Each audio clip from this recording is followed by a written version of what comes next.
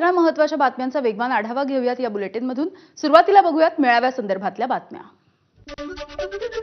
ठाकरेंच्या विजयी मेळाव्याचा नवा टीजर प्रसिद्ध। उद्या मुंबईमधल्या वरळी डोममध्ये विजयी मेळावा। ठाकरे बंधूंच्या एकत्र येण्यावर टीजरमध्ये भर। राज ठाकरे उद्धव ठाकरेंच्या विजयी मेळाव्याची राज्याला उत्सुकता। विजयी मेळाव्याची वरळी डोममध्ये जोरदार तयारी। 18 वर्षांच्या नंतर ठाकरे बंधू एकाच व्यासपीठावर येणार। मुंबईमधल्या वरळी डोममध्ये होणाऱ्या विजयी मेळाव्यासाठी ठाकरेंची शिवसेना आणि मनसेची एकत्रित तयारी सुरू। सभेच्या ठिकाणाची अरविंद सावंत यांनी पाहणी केली। विजयी मेळाव्यासाठी दोन्ही ठाकरेंच्या पक्षांमधल्या नेत्यांची विशेष टीम तयार करून जबाबदाऱ्यांचं वाटप केलं जाईल।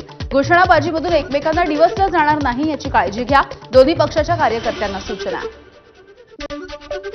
विजयी मेळाव्यासाठी ठाकरेंची शिवसेना आणि मनसेचे कार्यकर्ते एकत्र जाणार। शेकडो कार्यकर्ते सोबत नाशिकवरून मुंबईला रवाना होणार। दोन्ही पक्षाच्या संयुक्त बैठकीमध्ये निर्णय। ठाण्यामध्ये शिवसैनिक आणि मनसैनिकांनी लावलेल्या बॅनरनं लक्ष वेधून घेतलंय। दोन्ही बंधूंच्या खांद्यांवरती बाळासाहेबांचा हात असलेला फोटो असणारा बॅनर तिथे लावण्यात आलाय। सरकारला डिवचण्याचा प्रयत्न करणारा बॅनरवरती मजकूर। उद्याच्या विजयी मेळाव्याच्या पार्श्वभूमीवरती मुंबईच्या वरळीमध्ये तुफान बॅनरबाजी। ठाकरे बंधूंचे बाळासाहेबांसह एकत्र फोटो, लक्षवेधी फलक। महाराष्ट्र द्रोही लोकांना सरळ करायचंय, फलकावरती उल्लेख। मनसेच्या राजगड या कार्यालयाच्या बाहेर बाळासाहेब ठाकरे आणि उद्धव ठाकरे यांचे एकत्र फोटो असलेले बॅनर। पहिल्यांदाच मनसे कार्यालयाच्या बाहेर उद्धव ठाकरे यांचे फोटो असलेले बॅनर झळकवण्यात आलेले आहेत।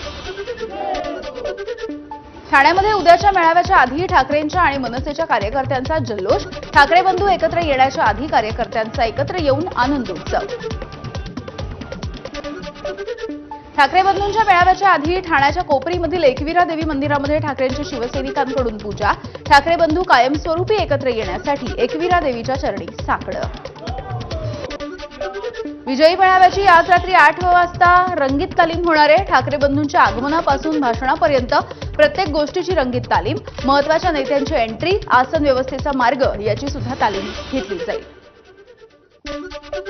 विजयी मेळाव्यामध्ये पदाधिकाऱ्यांना आसन व्यवस्थेचा कलर कोड दिला जाईल। कलर कोडच्या नुसार पासेसचं वाटप होणार आहे। आज रात्री 8 वाजता वरळीच्या डोममध्ये रंगीत तालीम केली जाणार आहे। हिंदीच्या मुद्द्यावरती ठाकरेंनी विजय मिळवून दिला। खासदार संजय राऊत यांची प्रतिक्रिया।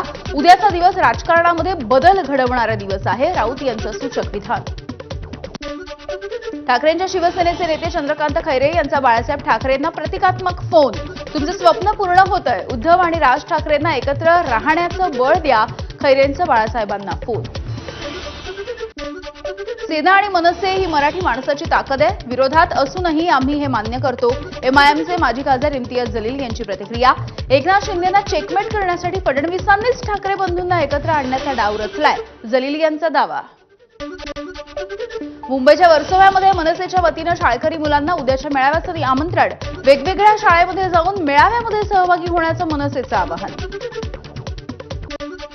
ठाकरे बंधूंच्या उद्याच्या विजयी जल्लोषाकडे काँग्रेसची मात्र पाठ। काँग्रेसचे नेते उद्याच्या मेळाव्यासाठी उपस्थित राहणार नाहीत। ठाकरेंकडून काँग्रेसला निमंत्रणच पाठवलं नसल्याची माहिती।